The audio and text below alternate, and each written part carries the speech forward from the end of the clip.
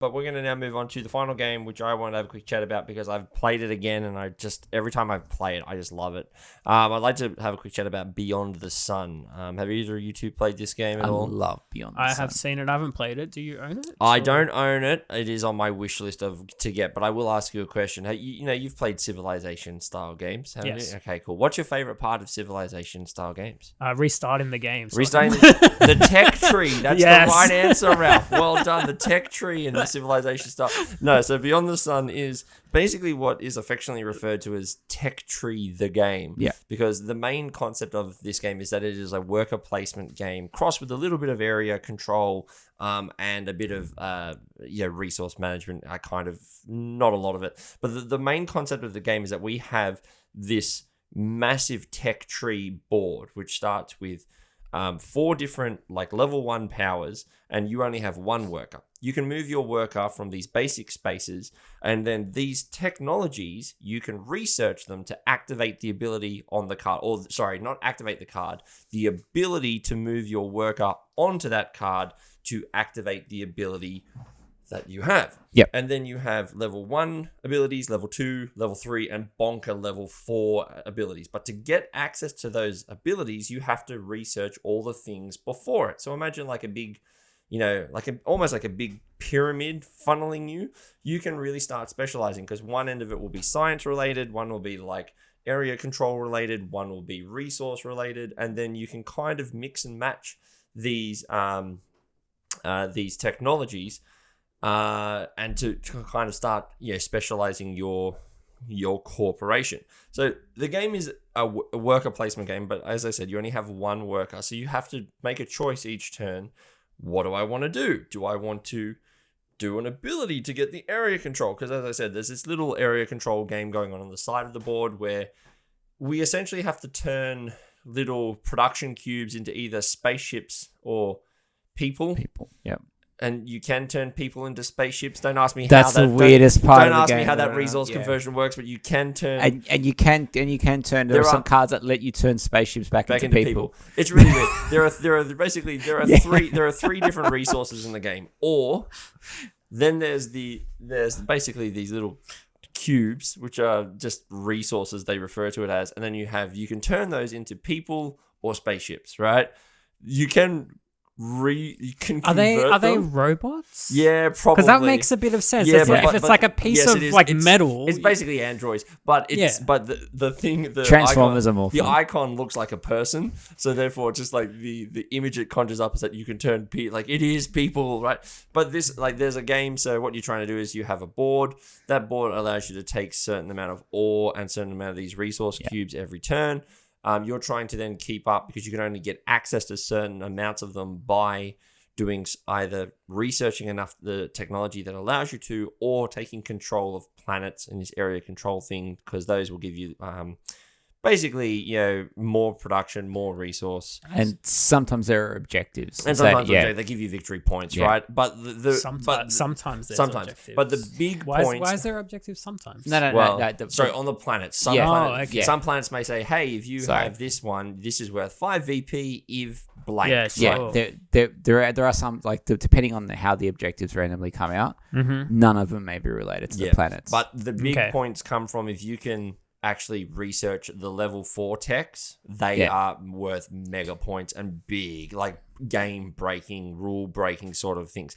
And so this game, I don't really want to talk about it too much longer because I do want to go into a bit of an in-depth dive of this later. But Damo, this game is one of those ones where it's it really feels weird at the start, because when you start researching tech, you're like, oh, I can have access to any tech. And it's like, nah, you don't have access to every tech. You really need to actually start thinking about how you do it, because can you give me an example of a tech card? So it may say, hey, you can actually spend four ore to research any level 3 technology. Yeah. Right? That's really big. Now I must say, the one thing that I haven't actually pointed out is that when I the level 2, 3, and 4 technologies don't start face up on the board. Okay. When I go to research a level 2 tech, they give me 2 cards of the color technology that I want: blue, green, red, or yellow, depending on where I am. So if I've gone from the level 1 blue The level 2 must have the color blue in there at some point because we're just continuing on. But I get to then choose one of those 2 technologies and put it face up. Yep. And I'm saying I now immediately have made this technology, and now, but anyone else who at the table, they can start to research up that same track and get access to the technologies that I, have made available. You do get a bonus for researching the technology. You do want to be first, but you do open it up so now everyone else can go, ooh, that like really... they saw that synergy. That's right. Yeah, and the other advantage, look, I can't remember the name of the card. It's been a little while since I played.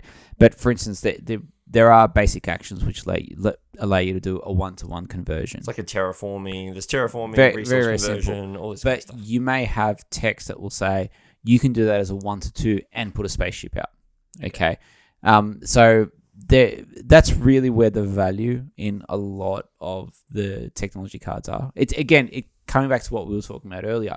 It's all about improving your engine. Yes. And finding the right path in technologies, because sometimes depending on the objective, you need to actually split your path. And that, to me, that's where the game gets really hard, is when you're forced to research 2 different trees at the same time. Yep.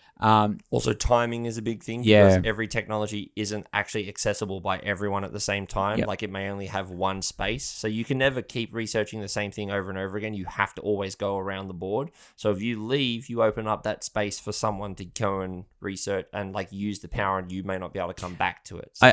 I will say, I liked the game, but the first time I played it, I bounced off it. Me too. It had nothing to do with the game itself. Had to do with the iconography.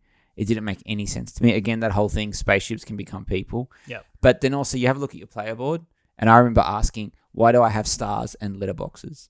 Because to me, that's what it looked like. Mine was... I went, why do I have the Imperial logo from Star Wars and a weed symbol? As if we're about to go get smoke pot. Legitimately, it looks like a weed leaf. Smoke pot and watch Star Wars. So that's where I bounced off the game. But I got to play it again on BGA. Got a couple pointers on how to play, because it turns out that when I was taught the game, it was at a game day. I was also helping out and stuff, so I was kind of in and out. So I missed a bunch of the rules, but that would have been fun. As you do.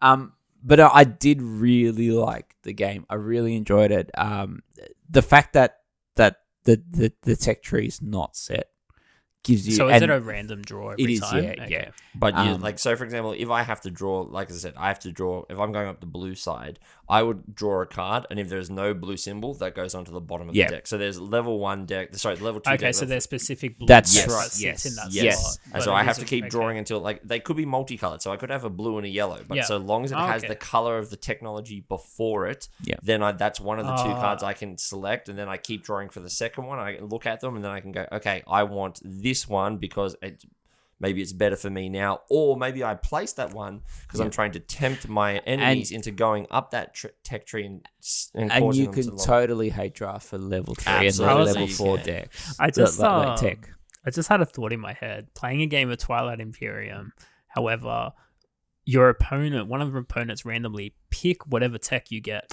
We've done that. It crippled me. No, that's the strategy card. Tech like gravity drive, the color, the tech tree, and that. Someone else gives you something. Anyway, the reason why I just wanted to bring it up though is because I really like this game. It really tickles my brain in a way. I'm not really spending a lot of time on the area control of this game because it's not really the selling point. The selling point is the tech tree. It's like viticulture area control. You can forget about that. Exactly that. But it is a main concept of the game, and it does actually mean that you can get victory points earlier in the game because you can actually colonize planets, which then force you to draw another planet. So if you're on it, you can have a bonus specific for right now, or you can colonize it, which means you take the card and then you get a permanent bonus that only you have access to for the rest of the game. But then you lose some of your production that you were banking on from that world. There's things going on there, but I really dig it. I want to play it some more, but it is one of those games that is very white. It, as you said, it's like. What does that mean? There's almost no artwork. You know how Hansa Teutonica. This is as white. That's beige. No, that's what I'm saying. This is as white as Hansa Teutonica is beige. So it's very. It's white. honestly. It sounds weird, but if it's you- trust I me. just imagine this random black guy If overseas you- is playing the game and he's like, "What do you mean it's white?" if you spat out a generic chart out of Excel, Okay. you'd get this game. That's what it looks like. That's what it Fair looks like. enough. Okay. It looks so, like an Excel so how long spreadsheet, does yeah. this game take? About to an hour play? and a half. You You can. like a mid to heavy game. Yeah, Yeah. Look, first playthrough can go long if you don't understand the concepts, and there's a lot of stuff going on here. But you can knock out a game easy in 90 Yeah. minutes. Okay. It's This or Guile. Gaia Oh, project. Gaia hands Gaia down. Yeah, project. Gaia. Right. But they are completely different games. Yeah. They are completely different things. Fair enough. I would say though, don't play it at 2. No, you need 3. You need at least 3. Why is that? Because You need people challenging on area Yeah. control. like because a lot of the techs only have one spot, Okay. or So that doesn't change per player count. No. Okay. no, and or they'll have things like they'll have 2 spots, but the second spot, and only some cards have this, but the second spot is Cost you an all to do it. is like it will cost you an arm. So to I feel use like it- that's an use it. easy thing to adjust per player count. They can say if you're playing a 3-player game, every tech has 2 spots. Like I don't Look, know. I would say I don't know. optimal is 3. You can play it at 4, but unless you've got 4 people who are really confident in the game, it could push long and it Yeah, can feel like okay. maybe Yeah. you have a lot So of I agree. downtime. Player one. But 3-player would zip by. I Yeah. highly recommend this game. Damon and I really enjoy it. I really want to play it with you guys because I think it's, So again, is this on Board Game Arena? it is on Yes. Board Game Arena. Yes. And actually, that was the first time I ever played it, but then I didn't get to play it in person ages ago. But it was only like a half game. But I'm like, then I started playing another game on BG, and I'm like, I've got to talk about this game because it's so good. But like I said, if you do enjoy the research or the tech, like this research and worker placement, it is really good. It's actually just really good in general. Yeah, it is. Yeah, look, it again. It great. is very. It is very. What's not decisive? It's the one where if you either love it or you hate it. There's really not. Polarizing. You're polarizing. That's what it is. So it's polarizing white. Yes, Yes. pretty much. If you shine a light on it, you Yeah. could blind yourself. Like you can So- go to the paint section in Bunnings and see it in the chart. Yeah, absolutely It's right. it's just oversaturated. That's all it is. You know, Absolutely. too much light. All right.